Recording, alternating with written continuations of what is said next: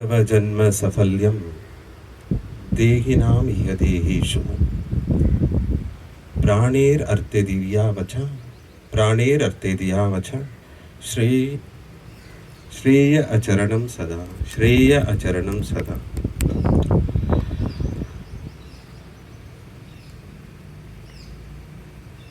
इतव जन्म सफल्यं देहिनाम इह देहेषु प्राणेरर्थे दियावच श्रेय अचरणं सदा श्रेय अचरणं सदा. அன்பின் வடிவங்களே, ஆத்மஸ்வரூபங்களே,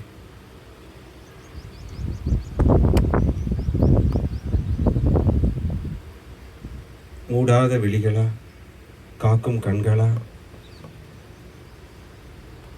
கருணை கண்களா, ஞான சக்ஷுன்னு சொல்லக்கூடிய ஞான கண்களா,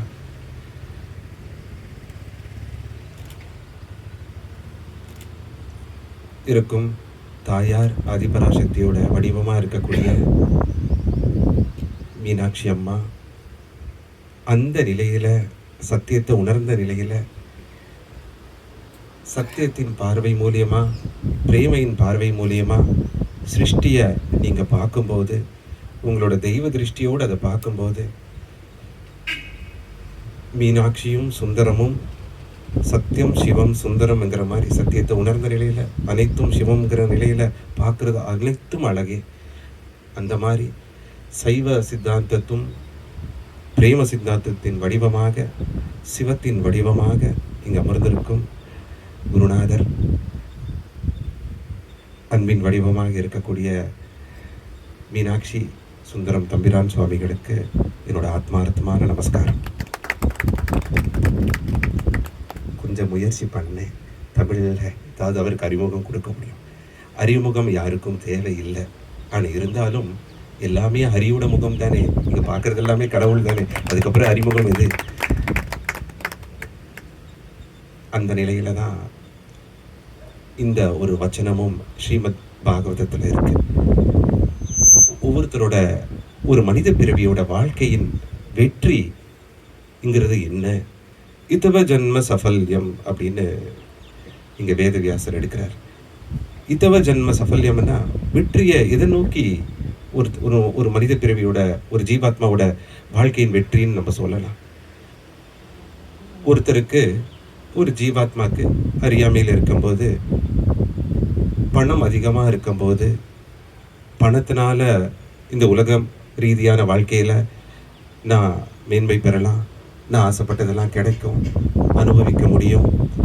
அதே சமயத்தில் என் தேக சுகமும் மன சுகமும் பணத்தால் அது திருப்தி அடையும் அப்படின்னு நினைக்கக்கூடிய அந்த ஆன்மாக்களுக்கு பணமே வெற்றியாக இருக்குது, பணத்தை ஈட்டுறது மட்டுமே வெற்றியாக இருக்குது. ஆனால் சில ஆத்மாக்களுக்கோ, அதுவும் அறியாமையில் இருக்கக்கூடிய ஆத்மாக்களுக்கோ, பணம் இருந்தால் மட்டும் பத்துமா? பதவி இருந்தால் தான் 4 பேர் நம்மளை பின்தொடருவாங்க, நம்ம சொன்னபடி கேட்பாங்க,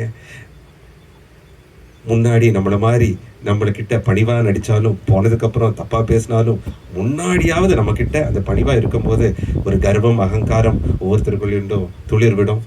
அந்த அதிகார பலமே சிறந்தது. பணம் இருந்தால் மட்டும் பத்தாது, அதிகாரமும் வேணும், பதவியும் வேணுங்கிற அந்த நிலையில் பதவியை தேடி போவாங்க. பதவி தான் அவங்களுக்கு வாழ்க்கையின் வெற்றிக்கு ஒரு காரணமாக இருக்குது. அதை தான் வெற்றியாக அவங்க கொண்டாடுவாங்க. சில பேர்களுக்கோ பணமும் வேண்டாம், பதவியும் வேண்டாம், அவங்களுக்கு உலக ரீதியான ஆசைகளை, இந்த தேக சுகத்தை மன சுகத்தை திருப்திப்படுத்திகிட்டே இருக்கணும். அதுக்கு பணமும் பதவியும் ஒரு முக்கிய காரணமாக இருக்குது. அதை நோக்கியே அவங்களோட வாழ்வாதாரம் அது அன்றாட செயல்படும். அவங்களோட செயல்பாடுகளும் அதுக்கேற்ற மாதிரி தான் இருக்கும். இந்த சுகத்தை அனுபவிக்கணும், இதுக்கு மேலே எந்த ஜென்மம் இல்லை, இந்த தேகம் அனுபவிக்கிறதுக்காக கொடுக்கப்பட்டதுக்கு அதை அனுபவிச்சுட்டு அப்படி அதே நம்ம வாழ்க்கையை நம்ம நகர்த்திட்டு போவோங்கிற அந்த அறியாமையில் அவங்களோட செயல்பாடுகள் இருக்கும். சில ஞானம் பெற்ற ஒரு குருவோட ஆசிரியம்னு சொல்லக்கூடிய மார்க்க தரிசனத்தில் இருக்கக்கூடிய மகாத்மார்களுக்கு இல்லை, இது எல்லாமே சிற்றின்பம், பேரின்பத்தை நோக்கி நான் பயணிக்கணும், அதுக்கு ஒரு குருவோட உபதேசத்தை பெற்று ஆன்மீக எழுச்சிக்கு என்னால் என்னென்ன பயிற்சிகளும் முயற்சிகளிலும் நான் ஈடுபட முடியுமோ அந்த காரியத்தை நன்றாட செய்யணுங்கிற அந்த பேரின்பத்தை நோக்கி அவங்களோட பயணம் இருக்கும்.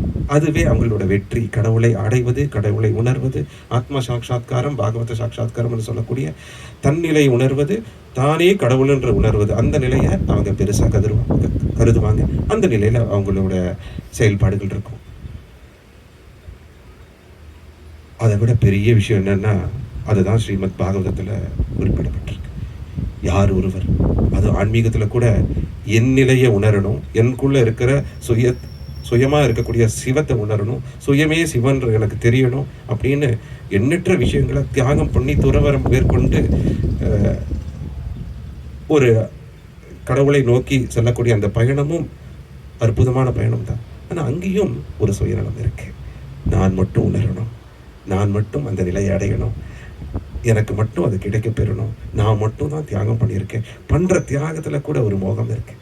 அதையும் தவிர்த்த இந்த வச்சனம் எது உணர்த்துதுன்னா, இதவ ஜன்ம சஃபல்யம் தேகினாம் ஈகதேஷு.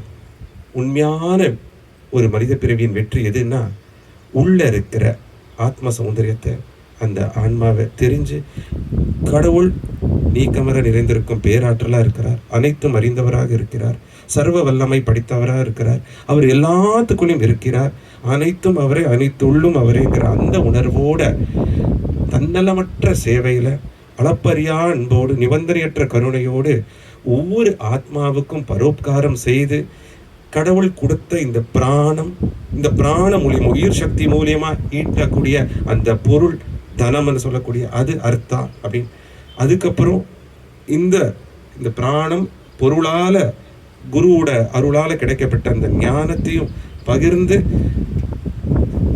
அருமை அளப்பரியா அன்புல அந்த வார்த்தைகளிலேயே அவங்களோட மேல்நிலைக்காக அடுத்த ஒரு ஆன்மா கூட எழுச்சிக்காக பாடுபடக்கூடிய அந்த வாழ்க்கை தான் சிறந்த வாழ்க்கை. அது வெற்றியை குறிக்கக்கூடிய வாழ்க்கைன்னு பாகவதம் சொல்றேன்.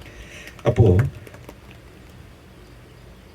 நான் சிவத்தை உணரணும், எல்லாத்தையும் துறந்து போகணுன்றதுல கூட அங்கேயும் ஒரு நான் இருக்கு. அதையும் தவிர்த்து ஆத்மானம் மோக்ஷார்த்தம் ஜகத ஹிதயச்சா, சுவாமி விவேகானந்தர் சொன்ன மாதிரி ஆத்மனுக்கு மோட்சத்தை பரமாத்மா கொடுத்துருவாரு. நான் இந்த உலக நன்மைக்காக எல்லாத்துக்குள்ளேயும் கடவுள் தான் இருக்காரு. அவங்க தெரிஞ்சிட்டாலும் தெரியலேனாலும் சரி, புரிஞ்சாலும் புரியலேன்னா சரி, அந்த உணர்வோடு எல்லாத்துலேயும் கடவுளோட பிரதிபிம்பத்தை பார்த்து நான் தன்னலமற்ற சேவையில் நான் ஈடுபடும் போதே என்னோட மோட்சத்துக்கு பரமாத்மா அது கேட்காமலேயே கொடுப்பாரு அப்படிங்கிற அந்த நிலையை தான் இந்த வச்சனம் உணர்த்துது. இதையொட்டி தான் ஒவ்வொரு காரியமும் ஒவ்வொரு சங்கல்பமும் நிஸ்வார்த்த சங்கல்பமாக தன்னலமற்ற தன்மையோட எடுத்துட்டு இருக்கும். அந்த நிலையில தான் இன்னைக்கு இந்த இடத்துல தாயார் இந்த பிராந்தியத்தோட பிரதிமா தேவி, இந்த ஜில்லாவோட மகாராணி, என்னோட தாயார் காந்திமதி அம்மாவோட பேரருளால, நெல்லையப்பரோட அருளால ஆசீர்வாதத்தோட இந்த சாய் அன்னபூர்ணேஸ்வரி பாக்கசாலை இன்னைக்கு இங்க தொடங்கப்பட்டிருக்கு.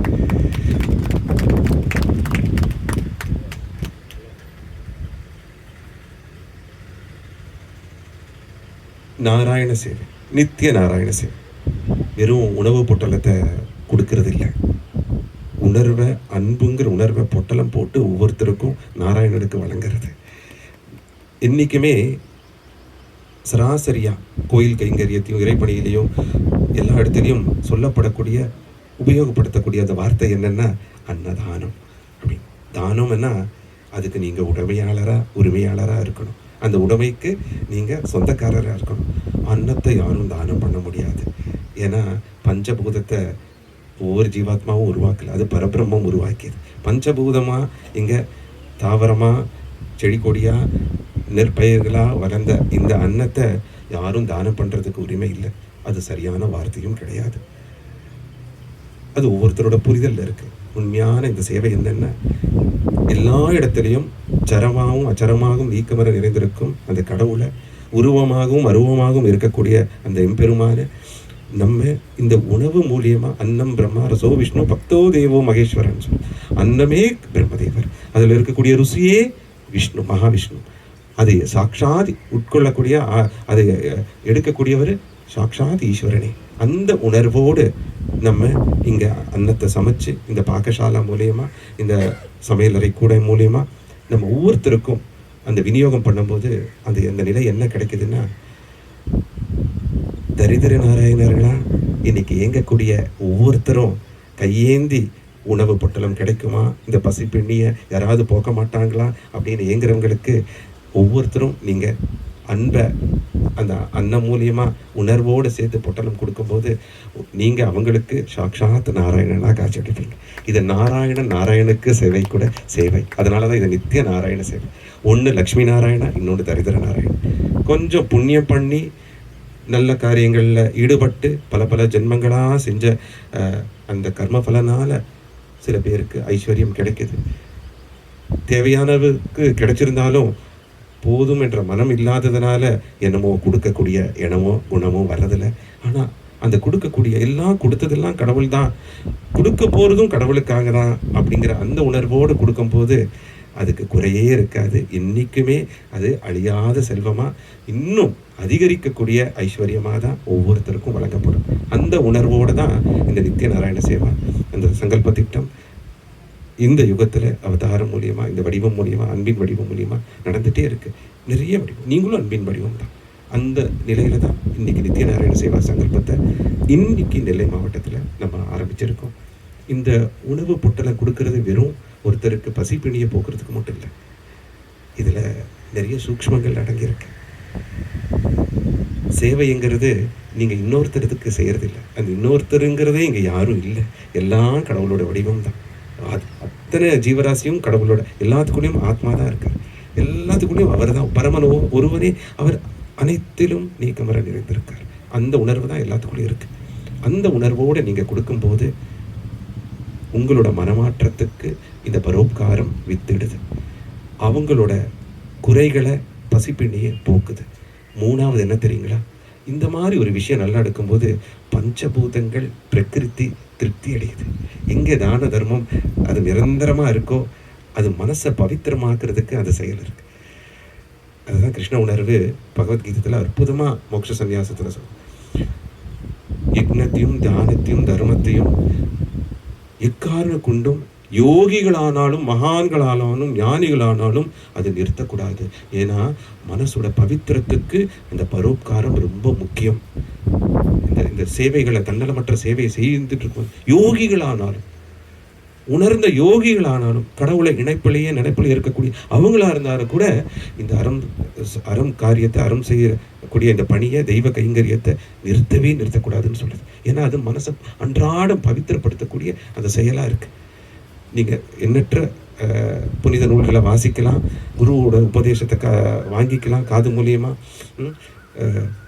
தெய்வீக அருளுரையை அதை உள்வாங்கிக்கலாம். ஆனால் அது அனுபவ ரீதியாக அனுபவிக்கும் போது அது அன்றாட செயலில் நீங்கள் ஈடுபடுறதுக்கு பரோப்காரம் என்ன சொல்லக்கூடிய இந்த தன்னலமற்ற சேவையால் தான் உங்களுக்கு அது கிடைக்கப்பெறும். அந்த நிலையில தான் இந்த நித்திய நாராயண சேவா தொடங்கப்பட்டிருக்கு. முக்கியமாக இதில் என்னென்னா, ஒவ்வொருத்தருக்கும் ஒரு 100 நாராயணருக்கு, தரித்திர நாராயணனுக்கு அந்த பசிப்பிணியை போக்கும்போது உங்களுக்கும் புண்ணியத்தை நீங்கள் ஈட்டுறீங்க. உண்மையாக நான் சொல்லணும்னா புண்ணியத்துக்காக அந்த செயலும் பண்ணக்கூடாது. ஏன்னா புண்ணியம் கூட ஒரு விதத்தில் உங்களை பிறக்க வைக்கிறதுக்கு, இந்த பிறப்பு இறப்பு சுழற்சிக்கு உங்களை சிக்க வைக்குது. பாவம் சொல்லவே வேண்டாம், அதை அனுபவிச்சே ஆகணும், அறியாமையில் செய்யக்கூடிய. இந்த நிலையில தான் என்ன பண்ணணும்னா, கடவுளுக்கு ஏமூலியமாக கடவுள் ஒரு வடிவத்துக்கு தான் கொடுக்குறாரு. அந்த உணர்வு கொடுக்கும்போதே, அந்த செய்யக்கூடிய அந்த நல்ல காரியத்தை புண்ணியத்தையும் கடவுளுக்கே சமர்ப்பணம் பண்ணும்போதே உங்களோட முக்திக்கு, உங்களோட மோகத்தை எடுக்கிறதுக்கு, அந்த மறைத்தலை தவிர்த்து அருளலை கொடுக்கறதுக்கு கடவுள் தயாராகிடுறார். இதுதான் சிறந்த வழி, கலியுகத்தில் எளிமையான வழி. தம்பிரான் சுவாமி அவர் உங்களோட அருளுரையில் குறிப்பிட்டார், வேறுபாடுக்கும் மாறுபாடுக்கும் நிறைய வித்தியாசம் இருக்கு. ஒரு காலத்துல பசிப்பிணி இந்த பாரதத்துல இல்லை. அப்போ செல்வந்தர்கள், சீமான்கள், கோமான்கள் எல்லாம் கோயிலுக்கு அந்த செல்வாக்க தானமா வழங்கினாங்க. இப்போ இந்த காலத்துல ஒவ்வொருத்தரோட இதய கோயிலை பார்த்து ஒவ்வொருத்தரும் நடமாடும் கோயில் தான், ஒவ்வொருத்தருக்குள்ளேயும் சிவம் தான் இருக்குங்கிறதுல எண்ணற்ற கோயில்களை இங்கே கட்டமைக்கிறத அதுவும் பண்ணலாம். அதுவும் வழிபாடு ஸ்தலம், அதுவும் இருக்கணும். அங்கே மூலியமாக அறக்காரியங்கள் பெருகணும். அருளுரை மூலியமா ஞானம் கிடைக்கணும். அப்பதான் அளப்பரிய அன்பும் வரும். அவங்க ஒவ்வொருத்தரோட அந்த சுயத்தில் இருக்கக்கூடிய சிவத்தையும் உணரக்கூடிய அந்த வாய்ப்பு அது கிடைக்க பெறும். அதையும் தவிர்த்து இந்த காலகட்டத்தில் நேரடியாக இருக்கக்கூடிய அந்த மனித வடிவில் இருக்கக்கூடிய அந்த தெய்வங்களுக்கு, மகேஸ்வர வடிவங்களுக்கு, நர ரூபத்தில் இருக்கக்கூடிய நாராயண வடிவங்களுக்கு தேடி போய் உதவி செய்யும் போது, அந்த பரோபகாரத்தில் ஈடுபடும் போது, அதுவே இந்த காலத்துக்கு உண்டான சிறந்த அறம். அந்த அறத்தை பணியை விரிவாக்கம் செய்ய, விஸ்தரிப்பு செய்ய இந்த உணர்வு சங்கல்பம் எடுத்தாலும் உங்கள் எல்லாரோட பிரார்த்தனையும் முக்கியம்.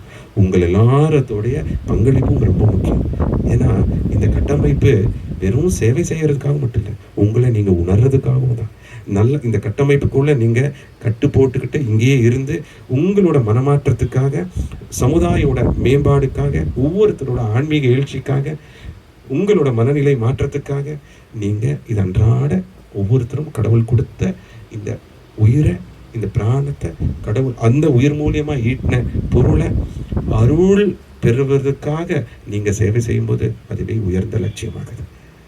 இந்த நிலையில தான் ஒவ்வொருத்தரும் பண்ணணும். அப்போ இந்த நாராயண சேவை செய்ய செய்ய கொடுக்கிறவங்களுக்கு ஒரு தனி திருப்தி ஏற்படும், வாங்குறவங்களுக்கு அந்த பசிப்பிணி போக்கப்படும், இயற்கையும் திருப்தி அடையும், மும்மாரியும் பொழியும்.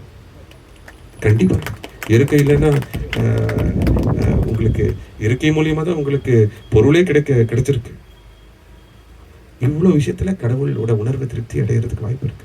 பூஜையும் புரஸ்காரமும் ஆச்சாரமும் அனுஷ்டானமும் பாராயணமும் நாம சங்கீர்த்தனையும் நீங்க உங்களோட மனசை தெளிவுபடுத்துறதுக்காகவும் பவித்திரப்படுத்துறதுக்காகவும் அதுவும் பண்ணும். அது சாதன ஆன்மீக பயிற்சி. ஆனா அன்பை ஒவ்வொரு நாளும் அதிகரிக்க சேவை மட்டுமே சிறந்த வழி. அந்த வழியை தான் ஒவ்வொருத்தரும் பின்பற்றணும். தம்பிரான் சுவாமி அடிக்கடி சொன்னார், நான் எல்லா இடத்துலையும் உணர்ந்ததுக்கு அப்புறம் என்னோட ஆதிகுரு பகவான் ஸ்ரீ சத்ய சாய் பாபா அதை உணர்த்ததுக்கு அப்புறம் அவரோட உணர்வுலேயே இப்போ இருந்தாலும் ரொம்ப ஸ்பஷ்டமா தைரியமா சொல்லிட்டு இருக்கேன், நான் கடவுள் தான், நான் கடவுள் தான் சொல்லிட்டு இருக்கேன். அதுல எல்லளவும் எனக்கு சந்தேகம் இல்லை. அது மக்கள் அது எந்த ஒவ்வொரு ஜீவாத்மாவும் அது எப்படி எடுத்துப்பாங்கன்ற அந்த பயமும் எனக்கு இல்லை. ஏன்னா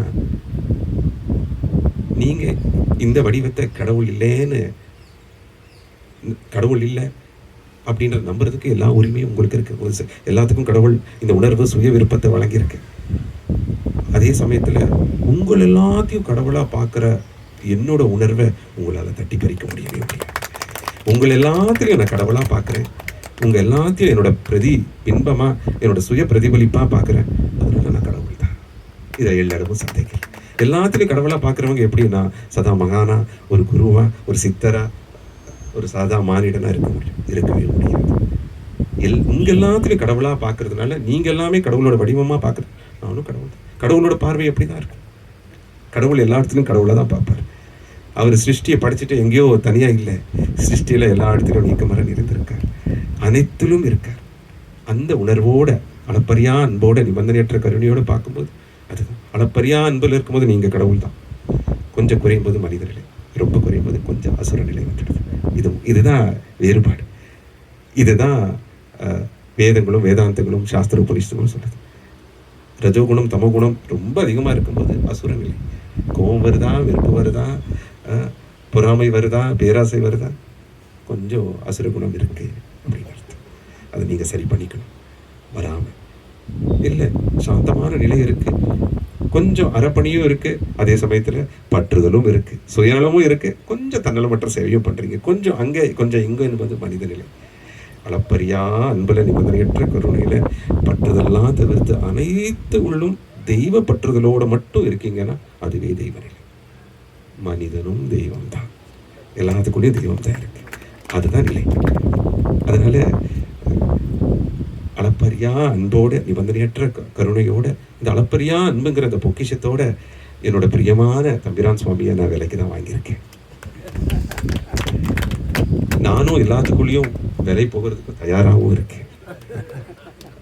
அதனால யாரும் பொருள் ரீதியா பொக்கிஷ ரீதியா விலைக்கு வாங்க முடியாது, அளப்பரியா அன்புல விலைக்கு வாங்கலாம். இந்த நிலையில தான் ஒவ்வொருத்தரும் இருக்கணும். இன்னைக்கு காலையில தான் நிறைய தெய்வாத்மாக்களோட சின்ன ஒரு சம்பாஷணை. சின்ன அருளுரை பேசும்போது சொல்லிட்டு இருந்தேன். மனசு பவித்திரமாகணும்னா 3 விஷயம் வேணும். ஒன்று, முதல் விஷயம், ஒரு குருவிடம் முழுமையாக சமர்ப்பணம் செய்து, அவர் தான் குருன்னு முடிவாயிடுச்சுன்னா உங்க சுய விருப்பத்தை முழுமையா தியாகம் பண்ணணும். குருவோட விருப்பத்துக்கு ஏற்ற மாதிரி நடக்கணும். ஒருவேளை அந்த குருவே சுயநலமான குருவா இருந்தா கூட, நீங்க தன்னலமற்றவரா இருந்தா அந்த குரு மூலியமா உங்களுக்கு அருள் கிடைக்கும். அதுதான் சத்தியம். இன்னைக்கு நீங்க யாராவது ஒருத்தருக்கு சுய விருப்பத்தை தியாகம் பண்ணிட்டீங்களோ, அவர் குருவா எடுத்து உங்க முழுமையா சுய விருப்பத்தை தியாகம் பண்ணிட்டீங்களோ, அன்னைக்கே உங்க மனசு சுயமா சிந்திக்கக்கூடிய நிலையை இழந்துருச்சுன்னு அர்த்தம். அப்பவே மனோ நாசனம் ஆயிடுச்சுன்னு அர்த்தம். மனோ நாசனமானவனே பரம ஹம்சன் ஆயிட்டீங்கன்னு அர்த்தம். இந்த உணர்வு தான் முக்கியம். இது முதல் நிலை. கொஞ்சம் கடினமான நிலை தான். ஆனா இருந்தாலும், ஏன்னா குரு சொல்றது, கலியுகத்துல குருமார்களெல்லாம் சிஷ்யர்களை தேடி போற காலம் இது. தேடி தேடி போய் அருளுரையை கேளுங்க, அருள்மொழியை கேளுங்க, நன்னடத்தைய பெற்றுக்கோங்க, நல்லொழுக்கத்தோடு இருங்க, சிவபக்தியில ஈடுபடுங்க, அனைத்திலும் சிவத்தை பாருங்க அப்படின்ற இந்த அந்த மாதிரி ஒரு காலகட்டம் தான் கலியுகம் கூட. ஆனால் இதை நீங்கள் ஒவ்வொருத்தரும் பயன்படுத்திக்கிட்டு ஒரு குருவை தேர்ந்தெடுத்து முழுமையான சமர்ப்பண பாவத்தோடு இருக்கும்போதே காலப்போக்கில் அந்த என்ன ஆகும்னா, உங்கள் மனசு பவித்திரமாகி கடவுளோட பூர்ணமான அனுகிரகத்துக்கு அருளுக்கு நீங்கள் பார்க்கலாம். அந்த மறைத்தல் நீங்கி அருளல் உங்களுக்கு கிடைச்சிரும். 2வது, மனசு பவித்திரம். ஏன்னா மனசு பவித்திரமானதான் நெற்றிக்கண் திறக்கும். அந்த நெற்றிக்கண் மூலியமா இந்த 2 கண்ணால பார்க்கும்போது தான் பார்க்கறதெல்லாம் சிவமா, சத்தியமா, சக்தியின் வடிவமா தெரியும். இல்லைன்னா வெறும் தோலும் சதையும் சட்டையும் வேஷ்டியும் தான் தெரியும். உயரமும் குள்ளமும் கருப்பும் வெள்ளையும் அதுதான். இந்த பிரிவினையினால தான் என்ன ஆகுதுன்னா, பிறப்பின் அடிப்படையில் அந்த பிரிவினையை பார்க்குறோம், சம்பிரதாயங்களின் அடிப்படையில் அந்த பிரிவினையை பார்க்குறோம், ஜாதியின் அடிப்படையில் அந்த பிரிவினையை பார்க்குறோம், மதங்களின் அடிப்படையில் அந்த பிரிவினையை பார்க்குறோம். இந்த பிரிவினைலாம் எது? மனசுல நீங்க பதிவாய்க்கக்கூடிய அந்த வாசனங்கள், அந்த எண்ணங்கள் தான். அதெல்லாத்தையும் தவிர்த்து நீங்க எல்லா இடத்துலையும் கடவுளை பார்த்துட்டீங்க, எல்லாமே கடவுள் தான் அப்படின்னு உங்களுக்கு மனசுல பதிவாயிருக்குன்னா உங்களால பாவமே செய்ய முடியாது. எல்லா பாவத்துக்கும் மூல காரணம் என்னன்னா, எல்லா இடத்துலையும் கடவுளை பார்க்காம இருக்கிறது தான், எல்லா இடத்துலையும் நெல்லையப்பரை உணராமல் இருக்கிறது தான், அனைத்தும் நெல்லையப்பரோட காந்திமதி அம்மாவோட வடிவம் தான் அப்படின்னு தெரியாமல் இருக்கிறது தான். ஏன்னா இதுலேருந்து தான் ஒவ்வொருத்தர் பிணைக்கப்பட்ட பந்தத்துக்குள்ள பிரச்சனை வருது. அதுவே கர்மாவாக மாறுது. அறியாமையினால பற்றுதல் ஏற்பட்டு தரித்திரத்துக்கும் ஐஸ்வர்யத்துக்கும் அதுதான் வித்திடுது. இது எல்லாத்துக்கும் காரணம் அதுதான்.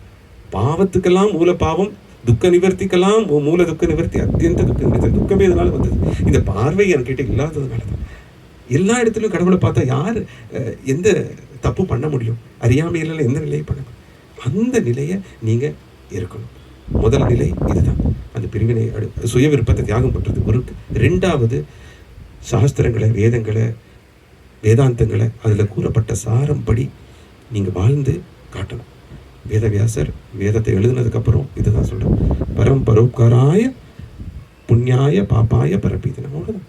4 வேதங்களை நீங்க பல ஜென்மம் எடுத்து படிக்க வேண்டிய அவசியம் இல்லை. வேதத்தோட அங்கமா இருக்கக்கூடிய வேதாந்தத்தோட தத்துவத்தையும் நீங்க தெரிஞ்சுக்க வேண்டிய அவசியம் இல்லை. இதுதான் எல்லாத்துக்கும் எல்லாத்துக்கும் அனைவரையும் நேசிங்க, அனைவருக்கும் சேவை செய்யுங்க. அனைவருக்கும் சேவை செய்யும்போது புண்ணியத்தை நீங்களே அதிகரிப்பீங்க. புண்ணியத்தால நீங்க கடவுளோட உணர்வை நெருங்குங்க. அதுக்கப்புறம் தான் உங்களுக்கு புரியும், இந்த புண்ணியமே உள்ளிருந்து கடவுள் கொடுத்த மனநிலையால, நல்ல குணங்களால், சத்குணங்களால் தான் வந்திருக்குன்னு அவருக்கே அதை சமர்ப்பணம் பண்ணுவீங்க. புண்ணியத்தை வச்சா கூட ஜென்மம் எடுக்கணும், அந்த நிலை வரும். ஒருத்தரையும் நீங்க துன்புறுத்தாங்க, உபத்திரம் பண்ணாதீங்க. ஏன்னா அதுதான் பாவமா இன்னொரு வடிவம் எடுத்து இந்த பூலோகத்துல மறுபடியும் பிறக்கிறதுக்கு அது காரணமா இருக்கு. அதனால பிறப்பே மாயைங்கிற போது மாயையும் நம்ம வணங்கிதான் ஆகணும். அந்த மாயைக்கு பின்னாடி மகேஸ்வரன் தான் இருக்காரு, மறைத்தலுக்கு பின்னாடி மகேஸ்வரன் தான் உணர்ந்தான் ஆகணும். அந்த மறைத்தலே என்ன தெரியுங்களா, கடவுள் எல்லா இடத்துலையும் இருக்காருன்ற அந்த அந்த தெளிவோ, அந்த புரிதலோ, அந்த பார்வையோ இல்லை இருக்கு. அதுதான் உண்மையான மறைத்தல். அந்த மறைத்தல் நம்ம விலகணும். அதுக்கப்புறம் அருளல் கிடைக்கணும்னா உண்மையா மாயாக்கு பின்னாடி இருக்கிற மகேஸ்வரனை தான் நம்ம அனுதினமும் நினைக்கணும். நீங்க தான் இந்த மறைத்தலுக்கு காரணமா இருக்கீங்கன்னா, இந்த திரையை என் கண் முன்னாடி வச்சிருக்கீங்க, எல்லாமே நீங்க தான்ற எனக்கு சிற்றறிவுக்கு எட்டுது. ஆனா அதை ஏதோ தடுக்குது மாயை. உங்களோட ஆற்றலாக இருக்கக்கூடிய அந்த மாயையை அது தடுக்குது. அதை விளக்குங்க. அப்படின்னும் போது எல்லா இடத்துலையும் உண்மையாக அது ஏங்கிட்டே இருக்கும்போது ஒரு நாள் அந்த அருளனும் கிடைக்கும். 2வது நிலையில் நீங்கள் சொன்ன மாதிரி குருவிடம் எப்படி சமர்ப்பணம் செஞ்சு மனசு பவித்திரமாகுதோ, 2வது நிலையில் இந்த சாரங்கள் எல்லாம் படிச்சுட்டு அன்றாட பரோபகாரம் தன்னலமற்ற சேவையில் நீங்கள் பண்ணும்போது காலப்போக்கில் அந்த அனுகிரகத்தால் உங்கள் மனசு பவித்திரமாக்கப்படும். 3வது நிலை தான் இன்றைக்கி நான் சொல்லிட்டு இருந்தேன். நிறைய சாஸ்திரங்கள்லையும் கூறப்படாத நிலை, ஆனால் எனக்கு பிடிச்ச நிலை என்னென்னா, நம்மளை நிந்திக்கிறவங்கள, நம்மளை வசப்பாடுறவங்கள, நம்மளை அவமானப்படுத்துறவங்கள பக்கத்துலேயே வச்சுக்கிட்டாலே போதும், சீக்கிரம் மனசு பவித்திரமாகிடும். நிந்தக்கு நேரே அங்கனுக்கு ஊட்டி சபாய் வினா சாபுனு பாணி நிர்மலம் ஹோ மனுஷபாய். கபீர்தாஸ் அற்புதமாக சொல்கிறார்.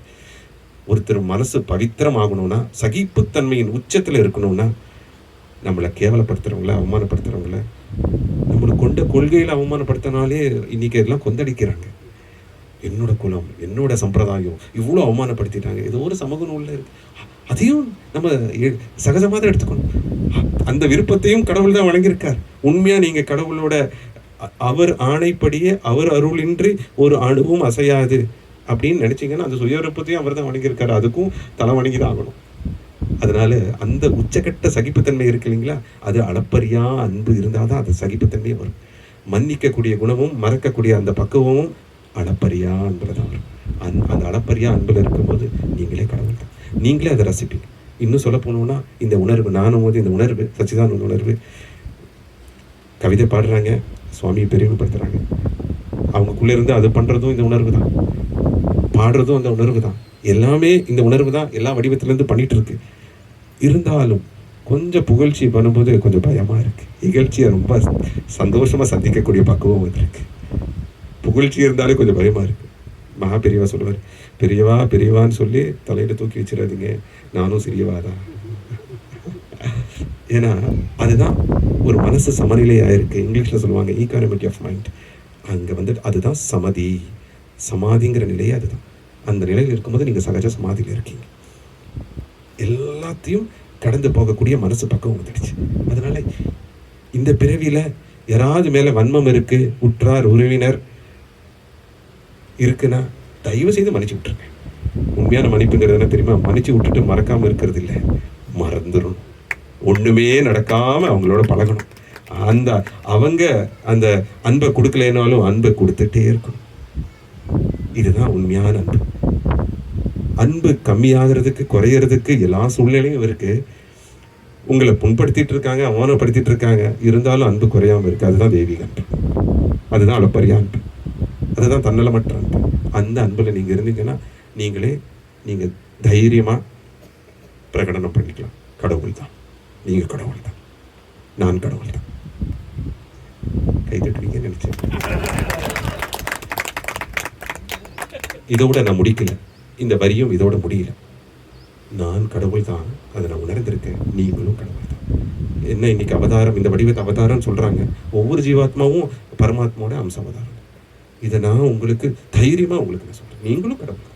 அளப்பரியா அன்பில் இருக்கும்போது கடவுளால் என்னென்ன செய்ய முடியுமோ, இந்த அறப்பணியை எப்படி நாங்கள் எடுத்துகிட்டு போகிறோமோ, இந்த உணர்வை எடுத்துகிட்டு போகுது உங்களாலையும் பண்ண முடியும். அந்த உணர்வோடு இருங்க. ரொம்ப சந்தோஷம், மற்றற்ற மகிழ்ச்சி. நெல்லைக்கு இதுக்கப்புறம் என்னோட அன்பு தொல்லை நிறைய இருக்க போகுது.